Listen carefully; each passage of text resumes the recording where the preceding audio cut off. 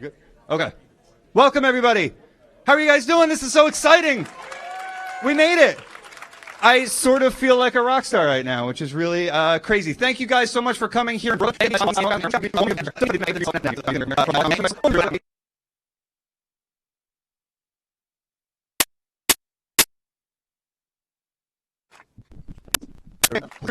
Really absurd panel of people here who are coming out to talk to you. And then there'll be a performance after that, as you may know.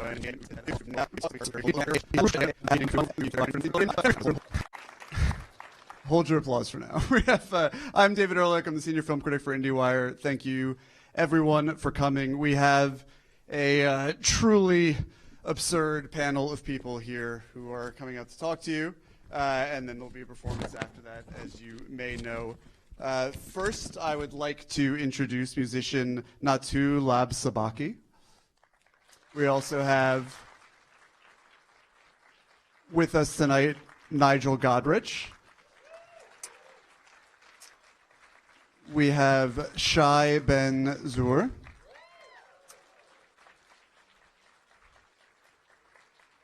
We have director Paul Thomas Anderson.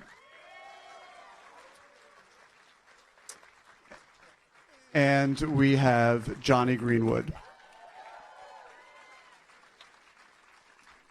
Hey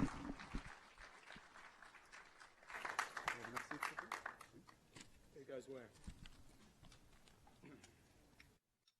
Have a seat. Do we have enough seats for everyone? Great. All right. So first, I just want to thank you all for being here and for making something, both the music and the movie, that reliably makes me very, very happy, which is an increasingly difficult and appreciated thing to do in the world that we live in right now. And I was struck by the fact that early in the movie, somebody holds a sign up to the camera that says, "Have a great time." And it sort of seems like joy was the prime directive of this entire process. And I wonder if for all of you, for the musicians, for the filmmakers, for the producers, and so on, if there was a way to sort of let this be guided by joy in a way that your usual creative processes don't necessarily allow. That's a really good question. Jonny? I mean, a lot of the music is very... Is this one? A lot of the music is very joyful because it's all devotional. It's all very uplifting, and it's about, you know, praising of the saint. It's very... And the whole atmosphere of the recording was like that. I think it's not sort of our usual everyday. That's not what we usually do, is it? It's not a radio session. No, it's not. The sign that said "Have a good time" was put in the flight case by Radiohead's big chief tech, Plank, who helped us pack everything up before we left. And I think it sort of kind of articulates very well the whole idea of us. We're all just going on this trip, and it's a mystery, and we didn't really know what we were expecting from our point of view. You knew what to expect, but we didn't. And so it's like, have a nice time on your holiday, that sort of thing. But that was what that was. And I think he's right. I think that we ended up just having a very nice time. Indeed, it was an amazing experience. I mean, I've said this to people before, but I think it's one of the best things I've ever done in my life, is to go on that trip. It was really incredible. Shye was amazing, an incredible host for us, and did all these incredible things, opened these doors for us. Paul is Paul, and Jonny is Jonny. You know, it was like very good company. So, you know, there you go. I'll start to cry in a minute. Paul? Next question. I think that answered it. Very well. There's probably plenty more, right? So as much as I appreciate the fact that the movie is light on context and we really just sort of get into the experiential element of it, I am curious about not only how Shye and Jonny first connected, but also at what point, Paul, you were brought into the equation. Was it a question of them from the beginning saying it would be great to document this, or did you hear about it and beg to come along for 3 weeks in India? Well, working backwards then, so how obviously I know Jonny, and Jonny said, "Do you want to go to India?" And I said, "Yes, And then I said, what are we doing? I would backtrack it into whatever he had an idea for, would be interested in doing. But then it got even more interesting when he introduced me to Shye's music. But then it got even more interesting when Shye would send videos of the brass band rehearsing. They'd gone somewhere to rehearse and they were practicing, and he was sending videos to him, and he was sending videos to me, and then everything just became this like a travel brochure where you can't believe what's coming to you. You're like, really? This is getting more and more exciting. So the question of how these two met, I would leave to these two. Well, I remember I was playing in Calcutta. I actually remember it, and I got a phone from a friend who knows Jonny, and he told me that Jonny Greenwood from radio had heard my music, and if I would like to meet Jonny. So I was very happy about that, and now we have a project. So, But what happened in between? It was actually a very embarrassing thing of me watching a band play and them not being very good. And they played one song that was great, and I thought, fine, you know when you see something and you feel like you have to say one good thing, and so you latch onto it. So I latched onto the song. So that last song you played was amazing. And the music, and they said, yeah, we didn't write that. That's by this guy called Shye. So that's the first time I heard his name, and I just followed that through and eventually met him. Good that they made that recommendation. Led us to some good places. I mean, it's funny watching the movie that so many of the things that would usually be maddening in a traditional filmmaking environment or in a music recording environment become blessings in this movie. I think about the power outages, which are great texture for the movie, or the birds in the studio, which actually made it onto the album that came out with the movie. Or the fact that the camera is you're constantly adjusting the camera, or whoever is behind it at times, and you're looking at the shadows. And I think of Jack Horner from Boogie Nights, and life has shadows. And I mean, I wonder if it was liberating to embrace an anything goes mentality when Radiohead music and when your films and Shye, when the music that you were making beforehand is maybe a little bit more circumspect. If it was freeing to just sort of roll with it. from a musical perspective, I think one of the interesting things, I've been working with Indian music for the last 20 years. I've been living in India for 15 years. And I think when me and Jonny, after we met, so after that conversation, we met, and we didn't meet with an agenda to do anything. Jonny, we just met to talk about music, and it was a very fascinating meeting, and became friends, and somehow the project evolved in a very natural way. And when Jonny came in also to produce the album, and then after when he got Nigel also to come and build the whole studio.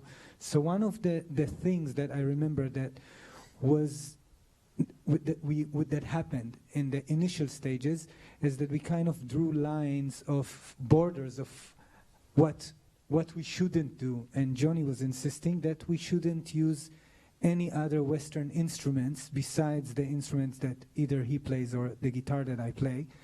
Which means that I thought, okay, we can bring, I know, a great drummer, or do you want to bring maybe some string sections? And he said, no, we should just narrow it down to the Indian musicians, and then we even narrowed it down more to Indian musicians from Rajasthan. There's so much different types of musical traditions and cultures in India.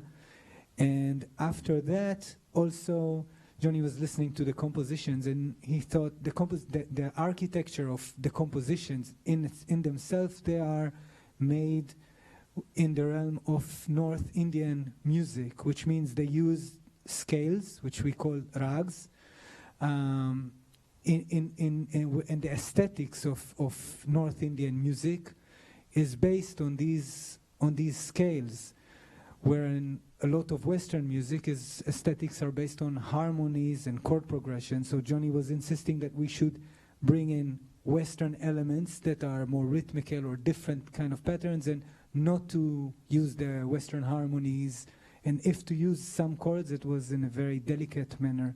So this sort of a discipline kind of made everything very fascinating. And like you have some sort of, at least for me, I felt that suddenly we had these limitations, and because of that, we had a lot of freedom to explore within the limitations and already kind of have some sort of a structure. And then the rest was just glorious feeling of playing and enjoying music. I mean, put in a very crude way, in my head I just thought this is like the JBs. It's like a James Brown thing in a way. You know, it's that ecstatic, and there are no chords. There's no major or minor in Indian music. It's very peculiar to someone who's used to playing with Radiohead and coming up with chord sequences. Is you can't rely on that, and as soon as you start imposing chords on this kind of music, you pin it down in a not very nice way. You force melodies into being, to having some kind of harmonic language which they don't really have. They're more ambiguous than that, and that's why it's such a curious thing for me. So interesting. Nigel, 2 questions. The first is there anything that Jonny can't do or can't play? Oh yeah, come on. Lots, yeah. Great. Maybe one day we'll find out what those are. Not today.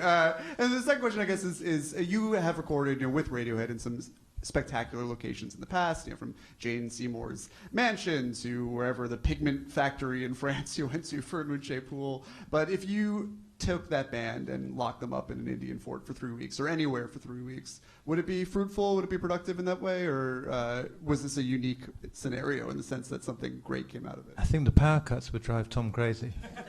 He'd go insane, wouldn't he? I mean, when we started talking about doing it, and Shye, like Paul was saying, was sending out all these videos of the horn sections, and Jonny was explaining basically what the kind of idea of the project was. We were discussing, recording how to do it and where to do it. And there was, it went from in the desert. There was a very generic in the desert, like we go out into the middle of nowhere, which I said, well, that's just not really possible, to, looking at what was available in terms of studios and stuff in India. And there really wasn't anything that was applicable. I mean, unfortunately, there probably were studios that we could have used at one point that just don't exist anymore, or I don't know. Basically, and like you said, I'm used to, we've built studios in very weird locations in the past. Never abroad, but certainly in England we've done that quite a few times, and it's always very fruitful. I mean, it's exactly the reason to do that is to create an ambience in a place that's never been used as a studio before. You really do get all sorts of things happen that you cannot explain and are some nice surprises. This was so the idea was to just say fuck it, put it all in a box and just ship it all out there. And we were fortunate in the fact that the box showed up with everything in it. Because I know at the same time Paul was waiting for some camera equipment that never came. It came to customs, stayed in customs, nobody bribed anybody, so it stayed in customs, got sent back to America. And he ended up filming the whole thing on a very small camera. I mean, it looks amazing, but you should have seen what he just had to work. Talk about limitations.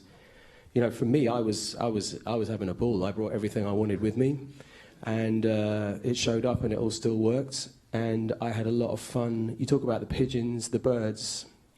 They were actually in a big space underneath our palace, which is what we had. There was an enormous space that was reverberant, and we used for all of the echo, all the reverb on the record is natural. It just happened to be full of pigeons as well, so you get a lot of that coming through the recording, but it sort of adds something to it.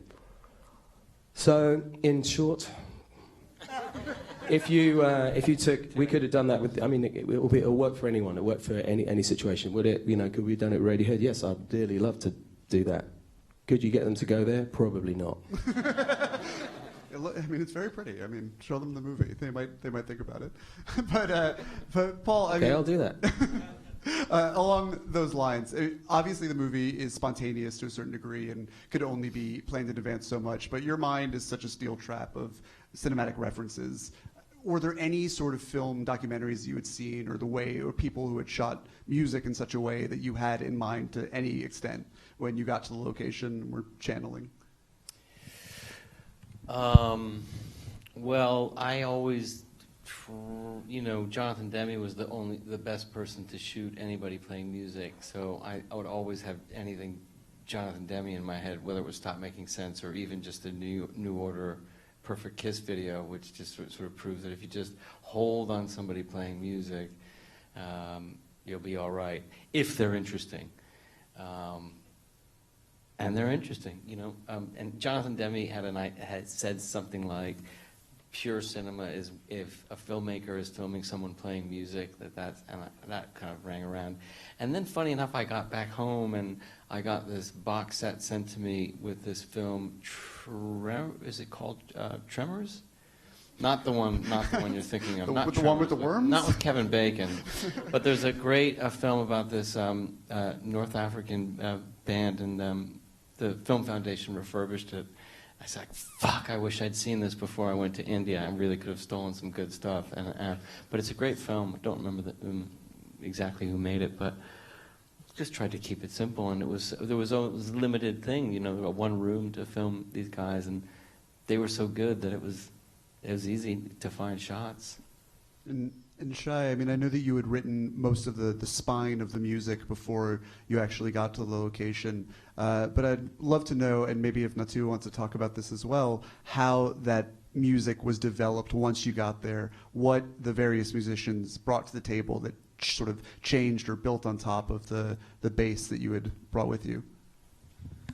So the music itself corresponds with some, I would say, specific Indian traditional musics as far as genre. In that group, which we named Rajasthan Express, also maybe I would say that there are a few types of musical traditions.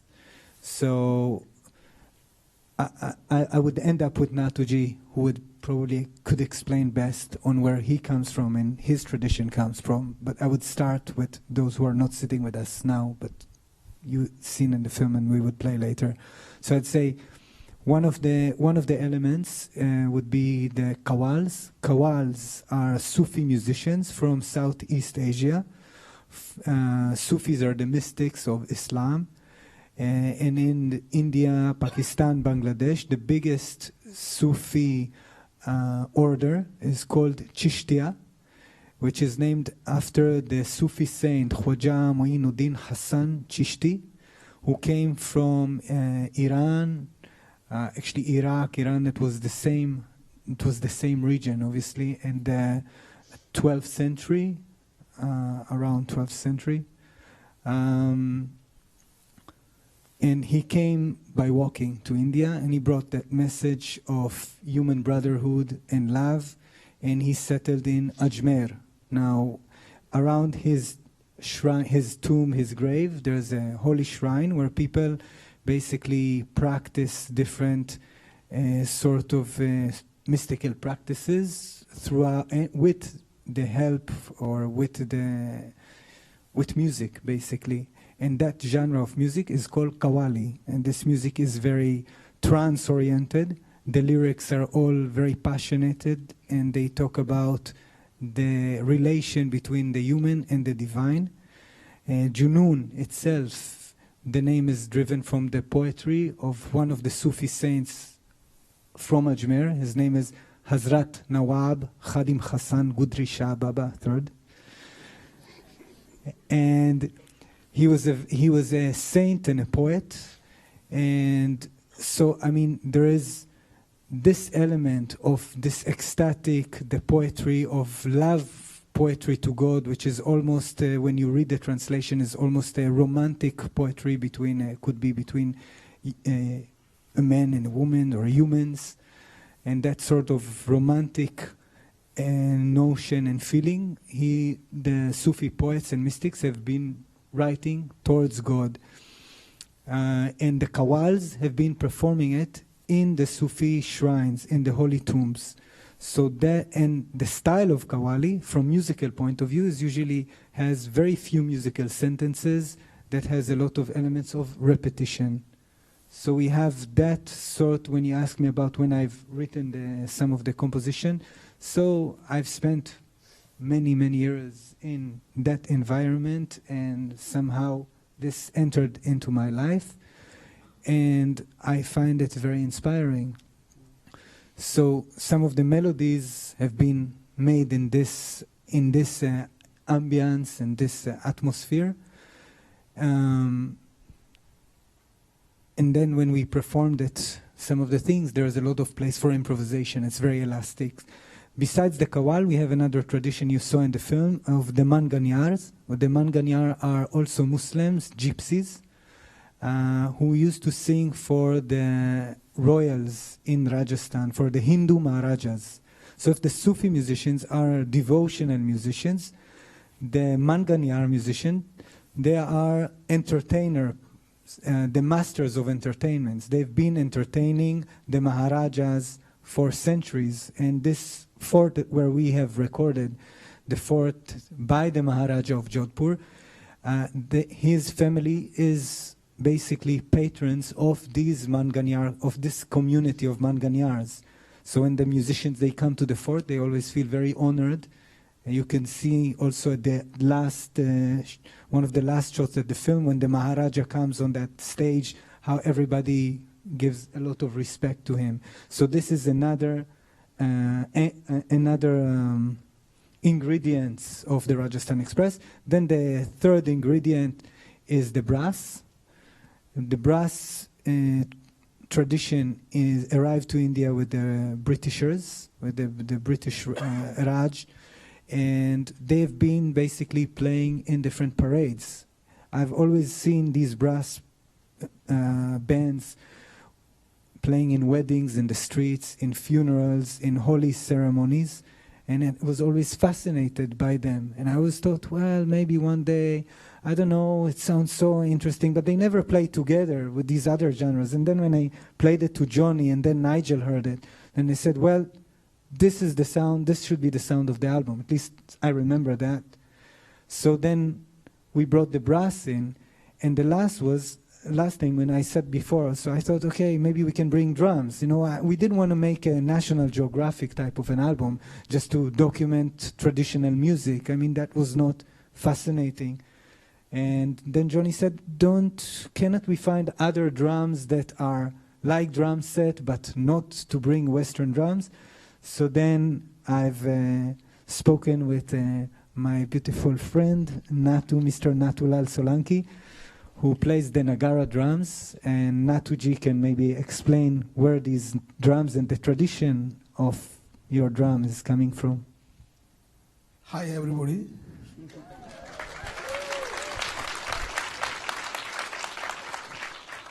Most welcome. Thank you so much. My love and my eyes air make you welcome for me. And thank you for tonight. You most welcome. I'm so happy. When I don't know the Jonny, I meet first in Shye. And we work Shye with long time. And this is my dream. After this film making and this music making, I never play in my life like this kind of people, like 1 million people, sometimes more than 1 million people. This is our dream. We are so proud that Shye choose us to Muslim and Hindu, both religion. Both religion people, I'm also playing the temple. I born in the temple in Pushkar. Pushkar is a Rajasthani special place. One temple is there, it's called Brahma. This is the Hindu temples, and this is the only one temple in the India. And nobody can make another. Why his wife give him? Why the wife and husband is a then the wife tell him, nobody make your puja. Puja is like pray. So only this reason there is one temple there. And my family, 13th generation, we are play the Nagara. Nagara is instrument, is a call like kettle drums, and we play by baguette sticks. And before we are playing like 4 meter, 5 meter, only big one. This is, and after slowly we brought the small one. And my brother is a very special master for this. And he died on the stage in New York in town hall 12 years ago. The one group is coming, master of percussion. He one time play and second time he play and he already died on the stage. So I'm so lucky to ask again. I sit here with a lot of good musicians and I feel very good. And I'm so proud play in Junun And we are lucky to meet Shye Tzur. We are all group, like Hindu or Muslim, we are very happy to 4 years together work them. And we are so proud, play with lot of people, know our music. And we are lot of traveling with them. And we are so happy. Thank you. Happy to have you here. Before we get to the performance, I'd love to see if anyone in the audience has a couple of questions. I think we have some time. If you raise your hand, I'll call on you, and you can stand up and shout. The mic's over here. Or there's a mic. And it's, I don't know where it is because there's very bright lights. But you guys might. Right down here. My question is for Nigel. Actually, what was it like producing music for instruments that you might not have been familiar with? And did they teach instruments to you beforehand so you could know how to diagnose? It's actually, yeah, I mean, every single thing was, apart from the guitar and the bass, is something I've never even seen before. But actually, the thing is that they play together. I mean, you can see when they play together in the room, it's very cohesive as a sound, you know, and they're used to playing together, and it's quite easy because of that. You know, there was, most of the record was done, tracked with them playing in the room, so really you can just hear what it should sound like, and then you just make it, try and recreate that. And then any additional stuff is just, you know, it's mainly vocals and little overdubs and melodic things, whatever. So it wasn't, you know, I have no knowledge of this man's craft, really. He's definitely, you know, all of them, they all, more interesting was just seeing them not being used to being recorded, if you know what I mean. It was like working around, trying to stick microphones in places where they weren't quite comfortable, and that was a little tussle, a little bit of push and pull there for a bit. But generally, it's just, it's easy, it's kind of easy. It's a little bit like, you know, having a string section that just sounds, you stand in front of it and you can hear it, so you sort of just try and recreate that. It was all very positive, anyway. I think there's a line of questions over there. Or... Hi, my name's Melissa, and this question is for Jonny. So obviously you've been pretty busy lately with Radiohead and composing of Phantom Thread.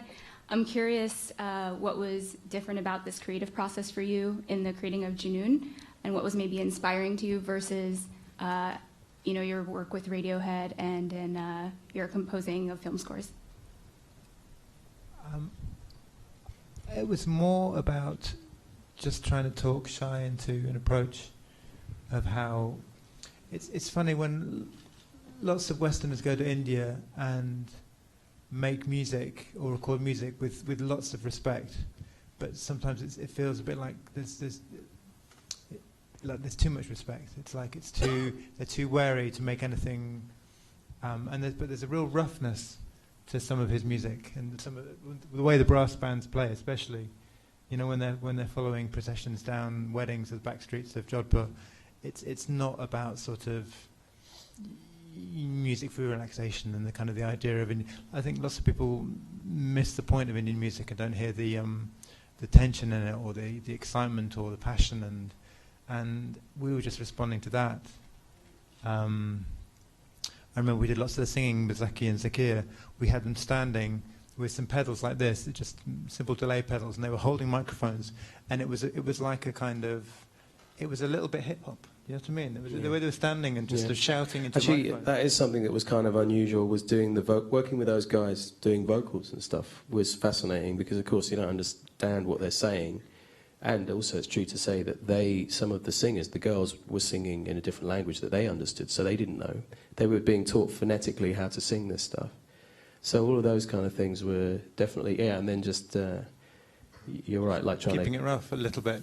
Yeah. There's a slightly sort of hi-fi obsession approach to recording world music that we find a bit off-putting. You're quite right, yeah, it's true. It's no dirt or grunge to it. Sure. So, firstly, just want to acknowledge and thank all the immense talent, and it's the congruence and confluence of all you gentlemen that made this really refreshing album that's stayed new and fresh to me every time I've listened. Can we expect more music from this outfit? Well, so we were standing at the back for the first half of this film, getting very nostalgic and talking about, you know, how we do how we move on and do it again. So I think we're talking about Hopefully. it.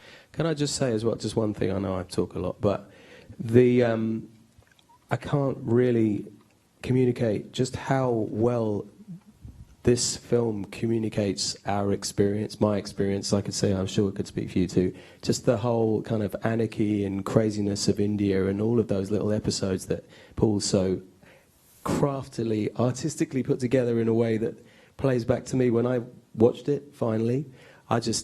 It just made me really nostalgic. It made me miss it because it was such an accurate representation of. I mean, it really, really is very true what you see. It's kind of, you know. So yeah, even just I haven't seen it for a little bit, and just watching it again, I just was remembering the magic of that whole thing. It really was magic. I mean, like I said before, but he's quite good. Turns out. I just have a Radiohead question, if that's okay. No. I just want to know, Johnny, how did you write the guitar solos to Paranoid Android? Like, what scales are those? What was the process? How did you do that? So, now, sincerely, my wife is tapping her watch and yawning and saying, come on, when are you going to play some music? Not at you, but at us talking, I think. She's like, why aren't you playing music? So I can't, how do I write it? I can't remember. I mean, just for the fun of it. It was just, you know what?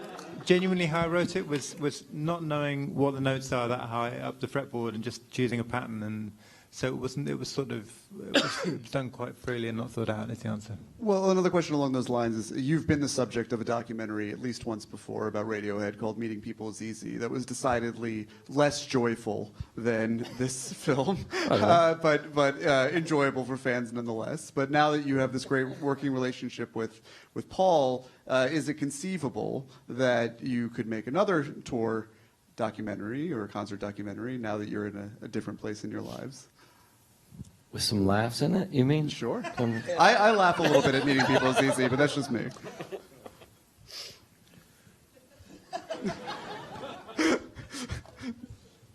I like an awkward silence, like a big. I don't know. Yeah, you know. I don't know. We're going to play. All right. Are we? We have time for another question before the performance. So the music in this film is unquestionably devotional.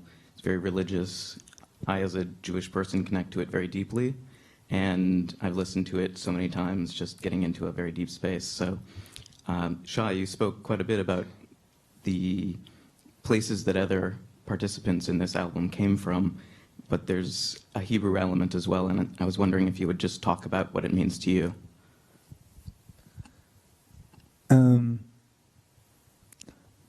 Yes. Well, yeah, okay, it goes back to, I grew up in Israel, and when I played music since I was a young boy, and different sorts of bands, and different tradition, obviously. And when I heard Indian music, I was just at the end of my high school, and I was so taken by it that I decided that I must go to India and just see a bit of where it comes from, because I was so fascinated by the music. I never knew that I would end up spending over 15 years there.